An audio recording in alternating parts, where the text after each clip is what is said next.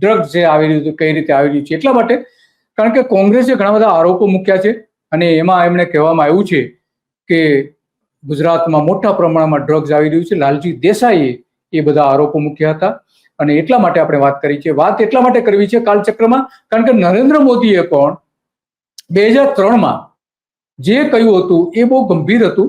એમણે આ જોઈ શકીએ છીએ કે નરેન્દ્ર મોદીએ જે વાત કરી હતી એ સ્પષ્ટપણે આપણે કહી શકીએ છીએ કે એમણે કચ્છની સીમા ઉપર આપાતકાલીન આરોગ્ય કેન્દ્ર ખુલ્લું મૂક્યું હતું ને એમાં ગુજરાતની સીમા સુરક્ષા દળો અને ગુજરાત સરકારે સાથે મળીને 10,000 કિલો કેફી દ્રવ્યો પકડ્યા હતા એવું નરેન્દ્ર મોદીએ 2003માં કહ્યું હતું. આ રણસિંહ 2003માં 12 ડિસેમ્બર 2003માં આ વાત કરી હતી. એટલા માટે આ ગંભીર બાબત બની જાય છે કે નરેન્દ્ર મોદી ગુજરાતમાં મુખ્યપ્રધાન બન્યા પછી આ ડ્રગ્સ જે પકડાવાનું પ્રમાણ છે એ ઘણું વધી ગયું છે. કેમ વધી ગયું છે, શું કારણો છે, એ તો બધું હવે એમાં સ્વતંત્ર રીતે તપાસ થાય તો જ ખબર પડે. અને એટલા માટે આપણે આ અત્યંત મહત્વની ચર્ચા છે કારણ કે ચર્ચા એટલા માટે પણ કરવી પડે છે કે ગુજરાતમાં અત્યારે આ ડ્રગ્સની જે અત્યારે